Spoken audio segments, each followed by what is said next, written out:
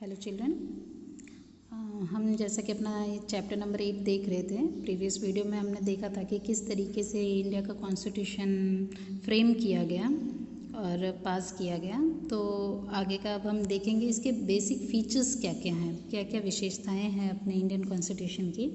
तो मैं रीड करूँगी और एक्सप्लेन करूँगी, तो आप पेंसिल ले लीजिएगा और अंडरलाइन करते जाइएगा। The Constitution, which came into force on 26th January 1950, is considered as the largest extensive and detailed written document.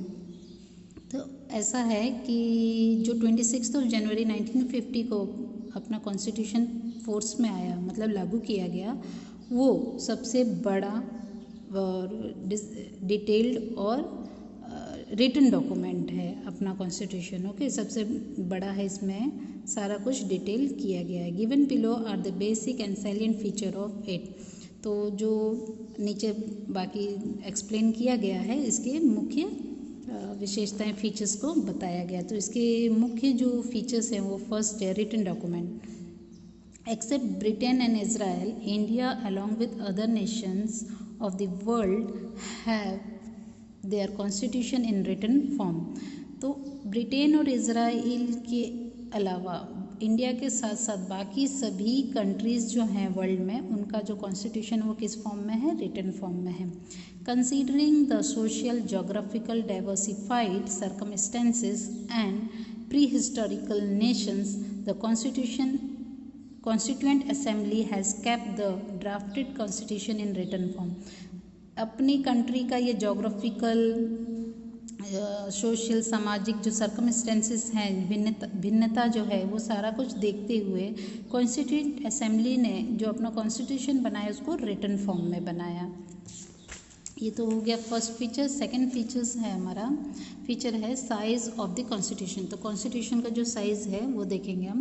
Indian constitution is divided into 22 sections comprising 395 article and 8 appendices, now 12। तो Indian constitution जब बना उसमें section जो थे, धाराएं जो थी 22 थी, आर्टिकल्स जो थे 395 थे, अपेंडिसेस जो थे वो 8 थे, बट अब हो गए हैं 12। The constitution comprises provisions for state administration and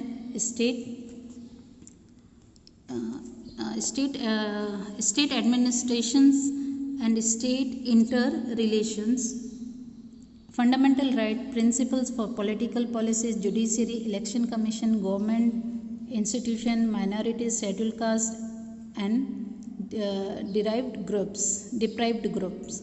तो अपने कॉन्स्टिट्यूशन में ये प्रावधान है कि मतलब स्टेट रिलेशंस जो हैं, फंडामेंटल राइट्स को भी एक्सप्लेन किया गया, लिया गया, पॉलिटिकल प्रिंसिपल्स, पॉलिटिकली जो प्रिंसिपल्स हैं, पॉलिसीज़ हैं, उनको एक्सप्लेन बताया गया है, जुडिशियरी जो कानून है, इलेक्शन कमीशंस के बारे में, government institutions, minority, schedule caste, इन सबको लिया गया है। Therefore the constitution of India is the largest extensive and detailed written document compare to other constitution. तो विश्व के जो बाकी कॉन्स्टिट्यूशंस हैं उनके कंपेयर में भारत का कॉन्स्टिट्यूशन इसलिए सबसे बड़ा, विशाल और डिटेल डॉक्यूमेंट है, क्योंकि इसमें बहुत सारे छोटी बड़ी टॉपिक्स को लेकर एक्सप्लेन किया गया है, उसके लिए प्रावधान बनाए गए हैं। ठीक है, प्रोविजंस दिए गए हैं। नाउ सिंगल सिटीजनशिप, इसकी तीसरी विशेषता ये है कि in America dual citizenship is given. America जैसी कंट्री में डुअल सिटीजनशिप दिया गया है लोगों को, बट भारत में क्या है? सिंगल सिटीजनशिप है, मतलब सिंगल नागरिकता दी गई है। In America, one for United state of America and another for state citizenship. तो एक तो अमेरिका की जो सिटीजनशिप रहेगी और एक उनकी जो स्टेट्स हैं उनकी सिटीजनशिप रहेगी। But in India there is only single citizenship irrespective of any region और स्टेट ऑफ द कंट्री। अब इंडिया में क्या है, किसी भी आप एरिया के हैं, किसी भी स्टेट के हैं, रीजन के हैं, बट आपको नागरिकता एक ही मिलेगी जो कि भारत की रहेगी। Only citizens of Jammu Kashmir have dual citizenship, one for India and another for state of Jammu and Kashmir. तो जो जम्मू के लोग हैं उनको ही बस दो डुअल सिटीजनशिप, दोहरी नागरिकता दी जाती थी, जो कि एक होती थी जम्मू कश्मीर की और एक होती थी भारत की। बट आज के टाइम में वो भी नहीं है। जब आर्टिकल 370 लागू हुआ तब से ये हटा दिया गया है। जम्मू कश्मीर के लोगों के लिए भी सिंगल सिटीजनशिप कर दिया गया है। तो अब है इसका फोर्थ जो फीचर है वो है the centre with strong federal structure.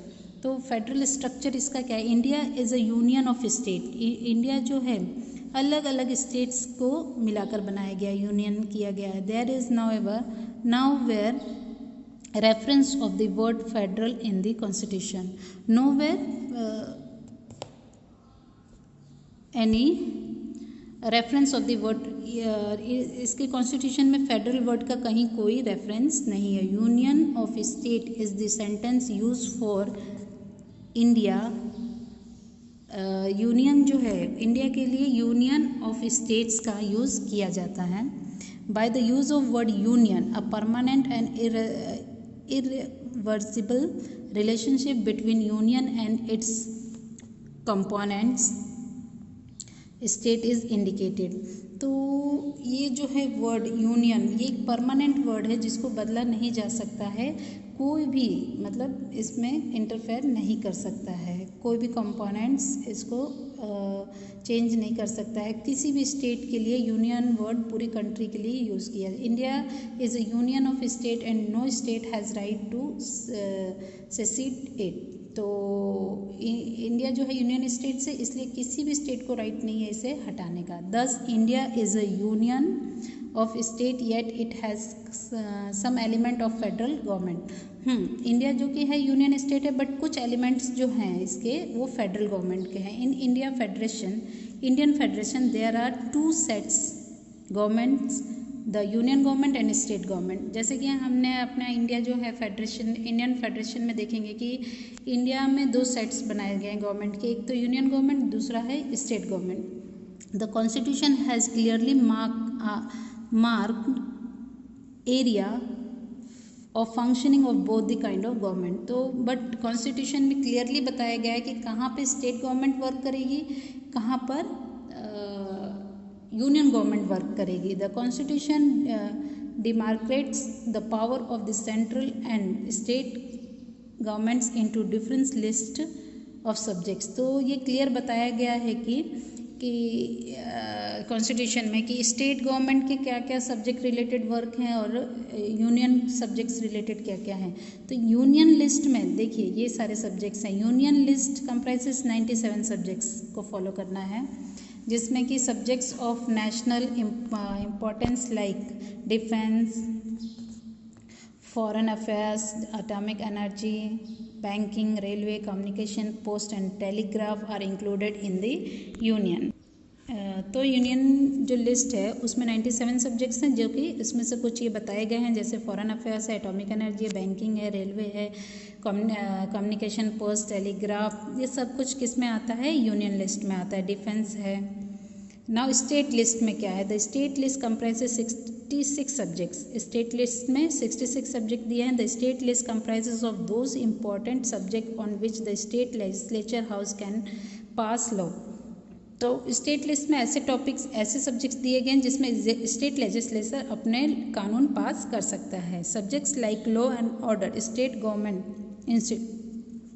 Institutions, agriculture, irrigation, health, land, interstate trade and commerce are included. इस तरीके के टॉपिक्स, सब्जेक्ट्स को इसमें इंक्लूड किया गया है। If there a failure of the law and order in the state, the union government with consent और against the will of the state can send reserve police force. अगर state government कोई भी law and order को पास करने में fail होती है तो यूनियन गवर्नमेंट वहाँ पर अपने लॉ एंड ऑर्डर पास करेगी या तो रिजर्व पुलिस फोर्स को सेंड करेगी स्टेट में। तो ये हो गया इसका थर्ड स्टेट लिस्ट में। अब है कॉन्करेंट लिस्ट। कॉन्करेंट लिस्ट में क्या है कि in the addition of this the constitution provide for a third list that is called concurrent list which consists of subject common concern। Concurrent list में है जिसमें कॉमन कंसर्न होगा, state का भी होगा और यूनियन का भी होगा। Both the central and state government, the central and state government can pass laws on these subject. ठीक है। इसमें स्टेट और सेंट्रल गवर्नमेंट अपने लॉ एंड ऑर्डर पास कर सकती है इन सब्जेक्ट्स में। The concurrent list has 47 subject. This list include subject like criminal and civil procedure, marriage and divorce, education, economic planning, trade union etcetera. तो इस तरीके के जो सब्जेक्ट्स हैं उसमें स्टेट और सेंट्रल दोनों ही, यूनियन गवर्नमेंट और स्टेट गवर्नमेंट अपने लॉज पास कर सकती है, उनका इंटरफेयर हो सकता है।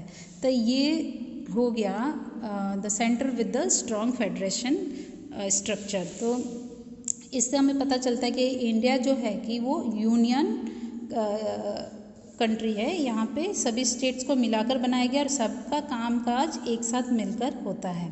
तो ये इसकी मुख्य विशेषताएं 4 रहीं। बाकी की जो विशेषताएं हैं, जो फीचर्स हैं, उसके हम नेक्स्ट वीडियो में कंटिन्यू करेंगे। Thank you.